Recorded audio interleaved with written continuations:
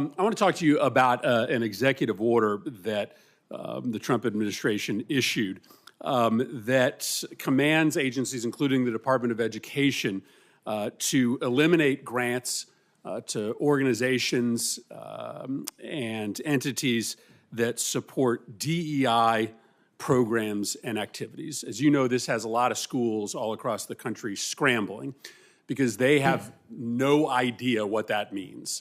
They don't know because the order doesn't define DEI as to whether they are in compliance or out of compliance and whether they are going to have their federal grants compromised. How does a school know whether it's running a DEI program or not? Well, certainly, and thank you, Senator, and it is good to see you again outside of the state of Connecticut, where we run into each other. DEI, I think, has been, it's a program that's tough. It was put in place ostensibly for more diversity, for equity and inclusion, and I think what we're seeing is that it's having an opposite effect. We are getting back to more segregating of our schools instead of having more inclusion in our schools. When there are DEI programs that say that Black students need separate graduation ceremonies or Hispanics need separate ceremonies, we are not achieving what we wanted to achieve with inclusion. Let me give you an example then. So this order applies to Department of Defense schools, and those schools have canceled all programming around Black History Month. So if a school in Connecticut celebrates Martin Luther King Day and has a series of events and programming teaching about Black history, are they in violation of a policy that says schools should stop running DEI programs? Not in my view. That is clearly not the case.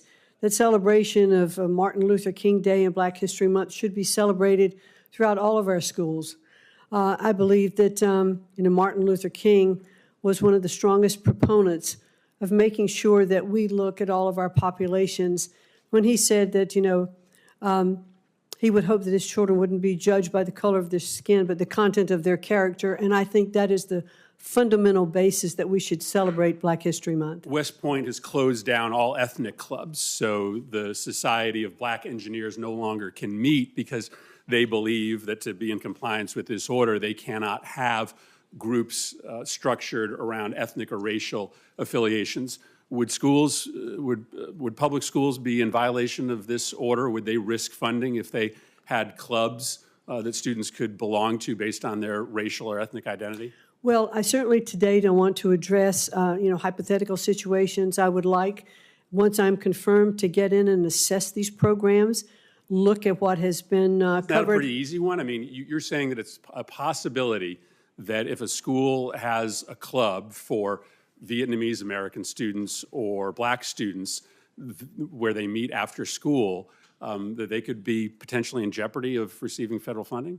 Again, I would like to fully know what the order is and what those clubs are doing.